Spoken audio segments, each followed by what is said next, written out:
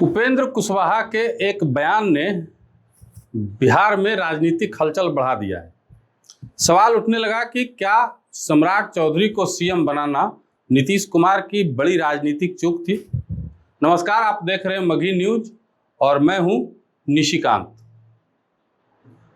दरअसल उपेंद्र कुशवाहा ने हाल ही में एक बयान दिया जिसमें उन्होंने कहा कि हर बड़े नेता की जिम्मेदारी होती है वह अपने बाद नेतृत्व तैयार करे, लेकिन इस मामले में नीतीश कुमार चूक गए।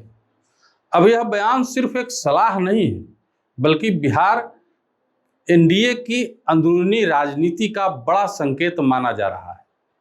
कुशवाहा का इशारा कहीं ये तो नहीं है कि नीतीश कुमार ने बिहार में लंबी राजनीति की, बिहार में कई बार सत्ता संभाली, गठबंधन बदले, सरकार चलाई, लेकिन जदयू के अंदर अपने बाद कोई मजबूत नेतृत्व तैयार नहीं कर पाए। और जब अपनी पार्टी में नेतृत्व खाली रह गया तो एनडीए में बीजेपी का चेहरा आगे आ गया। आज बिहार में सम्राट चौधरी मुख्यमंत्री हैं, बीजेपी उन्हें लगातार मजबूत चेहरे के रूप में पेश कर रही है। ऐसे में यह सवाल उठ रहा है कि क्या नीतीश कुमार ने समय रहते जदयू में नया चेहरा तैयार नहीं किया, इसीलिए सत्ता का नेतृत्व बीजेपी के हाथ में चला गया। क्या उपेंद्र कुशवाहा ये कह रहे हैं कि जदयू में उत्तराधिकारी के संकट के कारण सम्राट सीएम बने, क्योंकि नीतीश कुमार लंबे समय तक बिहार की राजनीति के केंद्र रहे, लेकिन उनके बाद जदयू में कौन है? यह सवाल आज भी साफ नहीं। ललन सिंह, संजय झा, विजय चौधरी, अशोक चौधरी जैसे नेता जरूर हैं, लेकिन इनमें से कोई नीतीश कुमार जैसा जनाधार वाला बड़ा चेहरा बन पाया है क्या? क्या कुशवाहा यही सवाल उठा रहे हैं या वे एनडीए में बीजेपी के बढ़ते दबदबे से परेशान हैं?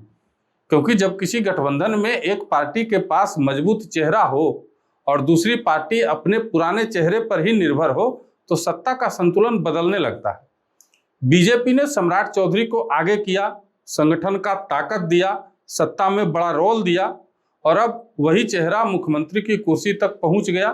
क्या कुशवाहा के बयान का यही मतलब है कि अगर नीतीश कुमार ने जदयू में समय रहते नेतृत्व तैयार किया होता तो आज हालात अलग होते?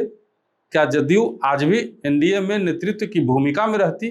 क्या सम्राट चौधरी को इतनी बड़ी जगह मिल पाती? कुशवाहा के इस बयान से एक सवाल ये भी उठ रहा है कि क्या एनडीए में अंदर खाने सब ठीक नहीं है? ऊपर से एनडीए भले एकजुट दिखता है, मंच पर नेता एक साथ बैठते हैं, बयान भी साथ साथ आते हैं, लेकिन राजनीति में असली लड़ाई अक्सर कुर्सी और नेतृत्व की होती है। आज सवाल यह है कि बिहार एनडीए का असली केंद्र कौन है? नीतीश कुमार की विरासत या सम्राट चौधरी का नया नेतृत्व? जदयू की पुरानी पकड़ या बीजेपी का नया दबदबा?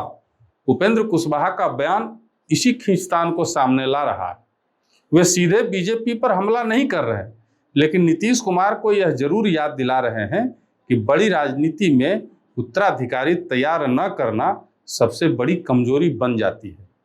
अब यहाँ एक बात और समझिए, कुशवाहा खुद नीतीश कुमार के साथ रह चुके हैं, जदयू की अंदरूनी राजनीति को करीब से देख चुके हैं, इसलिए उनका यह बयान बाहर से की गई टिप्पणी भर नहीं है बल्कि अंदर की समझ से निकला राजनीतिक संकेत है। कुशवाहा यह बताना चाहते हैं कि नीतीश कुमार ने सरकार तो संभाली लेकिन पार्टी का भविष्य सुरक्षित नहीं किया और आज इसका असर दिख रहा है। अब सवाल यह भी है कि क्या सम्राट चौधरी को सीएम बनाना सच में नीतीश कुमार की बड़ी चूक थी? इसका जवाब राजनीतिक नजरिए से देखें तो यह चूक तभी मानी जाएगी जब जदयू खुद को पीछे महसूस कर रही, क्योंकि अगर जदयू के पास मजबूत चेहरा होता तो बीजेपी का मुख्यमंत्री बनना इतना बड़ा सवाल नहीं बनता। लेकिन जदयू में खालीपन दिखा, बीजेपी ने मौका पकड़ा और सम्राट चौधरी को आगे कर दिया। यानी मामला सिर्फ सम्राट चौधरी का नहीं है, मामला जदयू के भविष्य का भी है, मामला नीतीश कुमार की विरासत का भी है, मामला एनडीए के भीतर शक्ति संतुलन का भी है। अब बिहार की जनता यह देख रही है कि सम्राट चौधरी मुख्यमंत्री बनने के बाद अपनी अलग छवि बनाने की कोशिश कर रहे हैं। कानून व्यवस्था हो, प्रशासन हो, विकास की घोषणाएं हो या बीजेपी का संगठन, सम्राट चौधरी अब सिर्फ सहयोगी नेता नहीं रहे, बल्कि सत्ता के मुख्य चेहरे के रूप में सामने हैं। यही जदयू के लिए असली चुनौती जो है बढ़ जाती है, क्योंकि बिहार में चर्चा नीतीश कुमार बनाम तेजस्वी यादव तक सीमित नहीं रही। अब चर्चा में सम्राट चौधरी भी है, और अगर बीजेपी का चेहरा ऐसे ही मजबूत होता गया तो जदयू की जगह धीरे धीरे और सिकुड़ सकती है। क्या कुशवाहा का बयान इसी खतरे की तरफ इशारा करता है? अब देखिए, विपक्ष को भी मौका मिल गया है। आरजेडी और विपक्षी दल इसे एनडीए की अंदरूनी लड़ाई बता सकते हैं। वे कहेंगे कि एनडीए में नेतृत्व को लेकर खींचतान है, जदयू कमजोर हो चुकी है, बीजेपी ने नेतृत्व अपने हाथ में ले लिया है।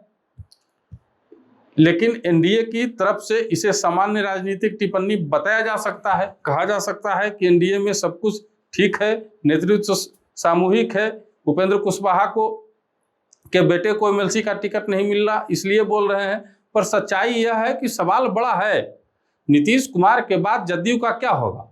क्योंकि राजनीति में खाली जगह कोई खाली नहीं छोड़ता है। अगर जदयू अपना नेतृत्व तैयार नहीं करेगी तो बीजेपी अपने चेहरे को और मजबूत करेगी। अगर जदयू की पकड़ कमजोर होगी तो सहयोगी दल भी अपनी जगह तलाशेंगे, और अगर नेतृत्व का सवाल खुला रहेगा तो विपक्ष लगातार हमला करेगा। इसलिए उपेंद्र कुशवाहा का बयान सिर्फ एक लाइन नहीं है, यह बिहार की भविष्य की राजनीति का संकेत भी है। बड़ा नेता वही होता है जो अपने दौर में राज भी करे और अपने बाद पार्टी को संभालने वाला नेता भी तैयार करे। लालू यादव ने भी यही किया, तेजस्वी को तैयार कर लिया, उनको आगे कर लिया। बीजेपी ने सम्राट चौधरी को आगे किया, लेकिन नीतीश कुमार के बाद जदयू में कौन, यह सवाल आज भी खड़ा है। क्योंकि नीतीश कुमार के बेटे निशांत कुमार में न वो परिपक्वता दिख रही है और न ही वो राजनीतिक समझ जिसके दम पर लोग ये कह सकें कि अगला नेतृत्व तैयार है। और यही सवाल अब सम्राट चौधरी के मुख्यमंत्री बनने के बाद और बड़ा हो गया है। तो बात एकदम साफ है, सम्राट चौधरी को सीएम बनाना नीतीश कुमार की चूक थी या मजबूरी, यह बहस का विषय है। लेकिन उपेंद्र कुशवाहा के बयान ने यह जरूर साफ कर दिया है कि जदयू में नेतृत्व का संकट और एनडीए में शक्ति संतुलन का सवाल अब खुलकर सामने आ चुका है। अब देखना होगा कि जदयू इस सवाल का जवाब कैसे देती है। क्या पार्टी कोई नया चेहरा आगे करेगी? क्या नीतीश कुमार अब भी जदयू की धुरी बने रहेंगे? राष्ट्रीय अध्यक्ष तो फिर से बन ही गए हैं। या बिहार एनडीए में बीजेपी और सम्राट चौधरी की पकड़ और मजबूत होगी? आपकी क्या राय है? कमेंट बॉक्स में जरूर दीजिएगा।